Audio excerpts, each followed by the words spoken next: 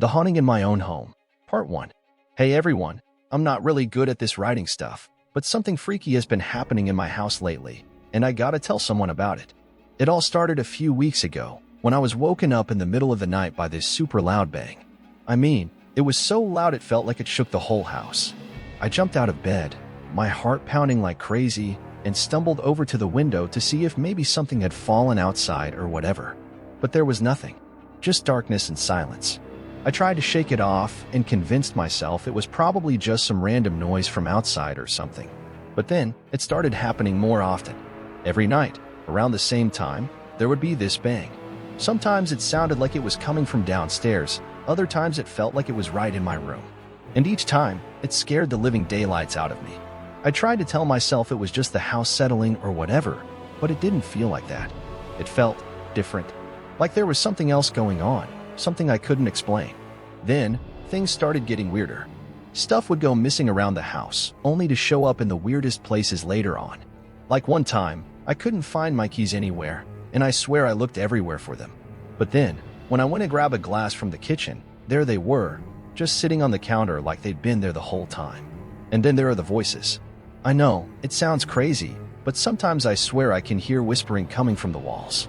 It's like someone, or something, is trying to talk to me, but I can never make out what they're saying. It sends shivers down my spine every time.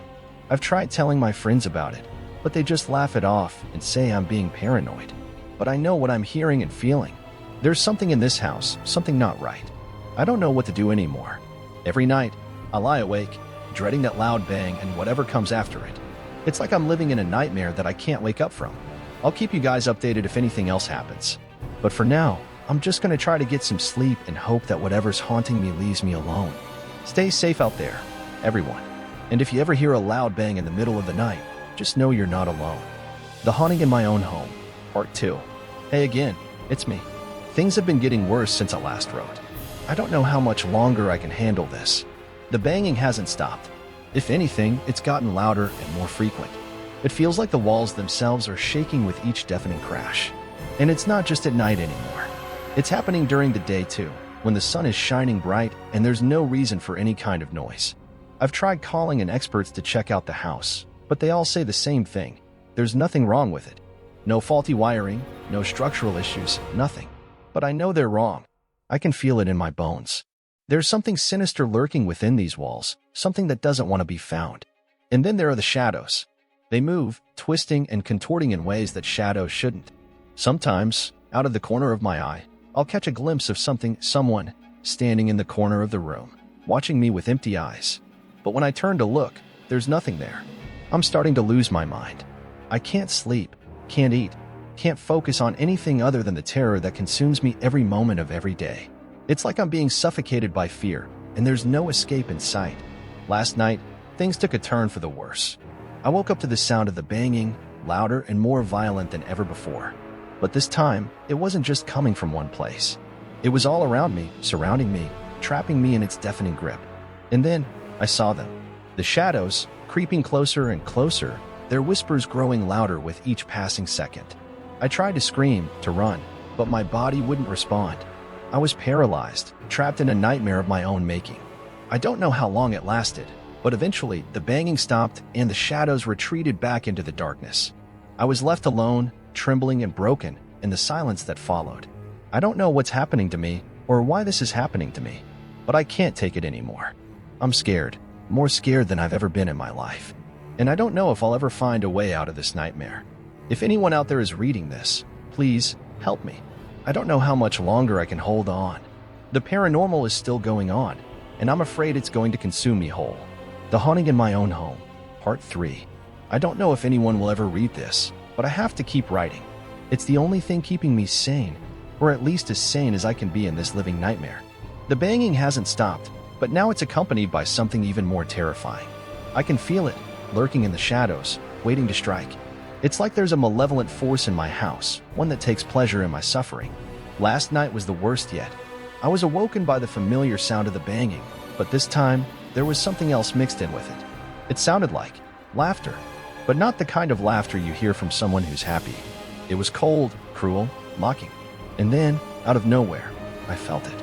A sharp pain, like I'd been punched in the gut. I doubled over, gasping for breath, but there was no one there. No one except for the shadows, dancing and taunting me from the corners of the room. But it didn't stop there. It felt like hands, icy cold and invisible, grabbing at me, pulling me down, dragging me into the darkness.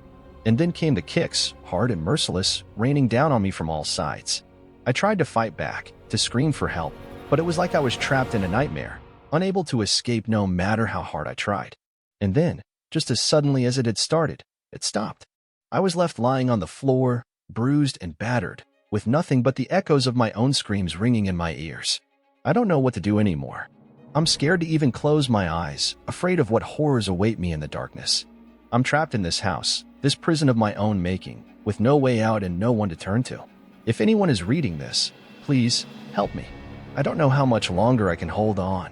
The paranormal is still going on, and I'm afraid it's going to destroy me. The haunting in my own home. Part 4. I don't know how much more of this I can take. It feels like the walls are closing in on me, suffocating me with their malevolent presence. Every night brings new horrors, new terrors that I can't even begin to comprehend. The banging continues, louder and more relentless than ever. But now, it's accompanied by other disturbances, other signs that something is terribly wrong in this house. Pictures and frames fly off the walls, crashing to the ground with a deafening shatter. It's like the very essence of the house is rebelling against me, lashing out with a violence that leaves me trembling and broken. And then there are the doors. They slam shut on their own, trapping me in whatever room I happen to be in at the time. It's like there's someone controlling them, guiding them with a malicious intent that sends chills down my spine. I've tried to leave, to escape this nightmare once and for all, but every time I try, I'm met with an invisible barrier, blocking my path and forcing me back into the darkness. I don't know how much longer I can hold on. I'm afraid that one of these nights, I won't be able to fight back anymore. That whatever is haunting me will finally consume me whole, leaving nothing behind but a broken shell of the person I used to be. If anyone is reading this, please help me. I don't know how much longer I can hold on. The paranormal is still going on, and I'm afraid it's going to be the end of me. The haunting in my own home. Part 5. I never thought I'd be so relieved to see my friends, but having them here feels like a lifeline in the sea of darkness. Maybe together, we can finally put an end to this nightmare once and for all. They arrived yesterday evening, eager to see what all the fuss was about. I tried to warn them, to tell them what had been happening in this house, but they brushed it off as me being paranoid. They didn't believe me, not until they experienced it for themselves. We were sitting in the living room, chatting and laughing like old times, when it happened. The banging started, louder and more violent than ever before. My friends froze, their faces pale with fear, as pictures flew off the walls and doors slammed shut with a force that shook the whole house. I could see the terror in their eyes, the realization that this was no joke, no figment of my imagination. Something was truly wrong in this house, and we were all in danger. But even in the face of such overwhelming fear, my friends didn't abandon me. They stood by my side, ready to face whatever horrors awaited us in the darkness. We spent the night huddled together in the living room, listening to the sounds of the house groaning and creaking around us. Every noise sent shivers down our spines, but we refused to let it break us. And then, just when we thought it couldn't get any worse, it did. The shadows appeared, swirling and twisting in the darkness, their whispers growing louder and more menacing with each passing second. My friends tried to run, to escape the nightmare that had become my reality, but it was too late. The shadows enveloped us, suffocating us with their darkness, their whispers echoing in our ears like a death knell. I don't know what happened next. All I remember is waking up to the sound of silence, the darkness receding like a bad dream. My friends were gone, vanished without a trace, leaving me alone once again in this haunted house.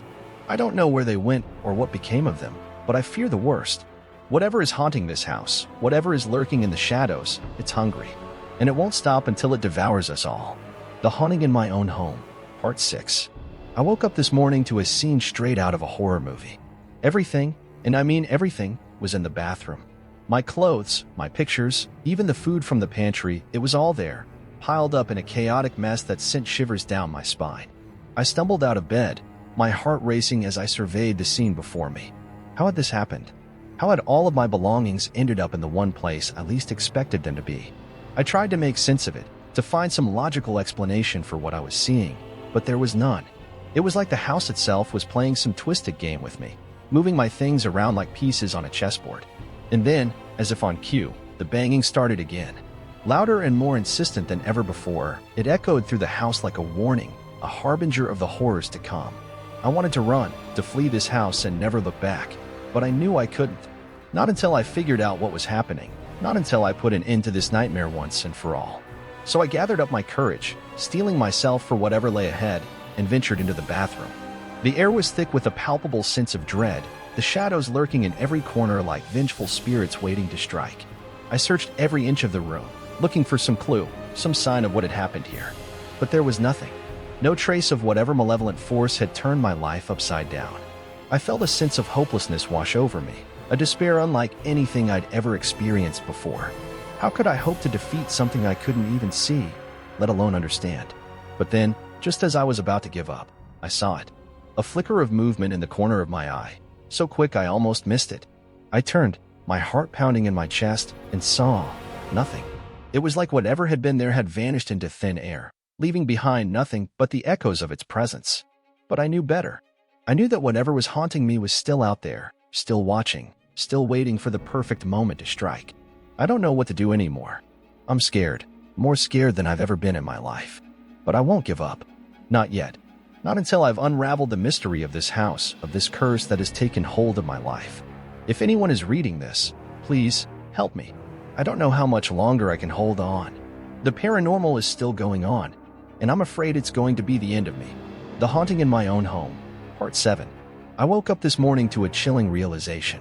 As I stumbled into the bathroom to wash my face and try to shake off the feeling of dread that had settled over me like a thick fog, I caught sight of myself in the mirror. And what I saw made my blood run cold. My hair, it was gone. Not just a little trim or a stray strand here and there. No, it was like someone had taken a pair of scissors and hacked it off, leaving behind nothing but a tangled mess of uneven strands. I reached up, my hands trembling as I ran my fingers through the short, ragged remains of what had once been my pride and joy. How had this happened? Who or what could have done such a thing? I tried to calm myself, to convince myself that maybe I'd done it in my sleep, or that it was just a prank gone wrong. But deep down, I knew the truth. There was something in this house, something malicious and twisted, that was toying with me, tormenting me for its own sick amusement. I tried to leave, to escape this nightmare once and for all, but every time I tried, I was met with an invisible barrier, blocking my path and forcing me back into the darkness. I don't know what to do anymore. I'm trapped in this house, this prison of my own making, with no way out and no one to turn to. And now, it's not just my belongings that are being taken from me, it's my very identity. If anyone is reading this, please help me. I don't know how much longer I can hold on. The paranormal is still going on, and I'm afraid it's going to be the end of me. The Haunting in My Own Home, Part 8. I'm losing my mind. There's no other way to put it. This house, this cursed place that was once my sanctuary, has become a prison of torment and despair. Every day feels like a waking nightmare, a never-ending cycle of fear and paranoia that threatens to consume me whole. I can't eat, can't sleep, can't focus on anything other than the horrors that lurk in the shadows, waiting to strike when I least expect it. I've tried to reach out for help, to tell someone, anyone, what's happening to me, but no one believes me. They all think I'm crazy, that I've finally lost touch with reality. But I know the truth. I know that there's something in this house, something evil and malevolent, that wants to destroy me. I can feel it watching me, waiting for the perfect moment to strike. It's like I'm living in a nightmare that I can't wake up from. A nightmare that threatens to consume me whole. I don't know how much longer I can hold on. Every day, every hour, feels like an eternity of torment and despair. I'm afraid that soon, I won't be able to fight back anymore. That whatever is haunting me will finally succeed in driving me over the edge into madness. If anyone is reading this, please help me. I don't know how much longer I can hold on. The paranormal is still going on, and I'm afraid it's going to be the end of me. The Haunting in My Own Home, Part 9. Desperation had driven me to seek help from anyone willing to listen. So when a paranormal investigation team agreed to come to my house, I felt a glimmer of hope amidst the suffocating darkness that had consumed my life. They arrived with all manner of equipment, cameras, EMF meters, even EVP recorders, all of which they assured me would help them uncover the truth behind the haunting. But as they began their investigation, it became clear that they were in over their heads. The banging started almost immediately, reverberating through the house with a violence that seemed to shake the very foundations. But the team pressed on, undeterred by the growing sense of unease that hung in the air like a heavy fog. They split up, each member venturing into a different part of the house in search of paranormal activity. But it wasn't long before they realized they weren't alone. Shadows darted and danced in the corners of their vision, whispers echoed through the empty halls, and cold spots sent shivers down their spines. And then it happened. One of the team members let out a blood-curdling scream, a sound so filled with terror that it sent chills down my spine. I raced to where they were, my heart pounding in my chest, only to find them lying on the ground, battered and bruised, with no sign of what had attacked them. The rest of the team rushed to their side, trying to revive them, but it was too late. Whatever had attacked them had vanished without a trace, leaving behind nothing but fear and confusion in its wake. I wanted to run, to flee this house and never look back, but I knew I couldn't. Not until I had answers, not until I had put an end to this nightmare once and for all. So I stayed, watching helplessly as the investigation team packed up their equipment and left, their faces pale with fear and disbelief. They had come seeking answers, seeking the truth, but all they had found was darkness and death. And as they drove away into the night, leaving me alone once again in this haunted house, I couldn't help but wonder if I would ever escape the horrors that had taken hold of my life. The Haunting in My Own Home, Part 10. The name haunts me, echoing through the empty halls of my mind like a relentless whisper. It's always there, lurking just beneath the surface, waiting to pounce on me when I least expect it.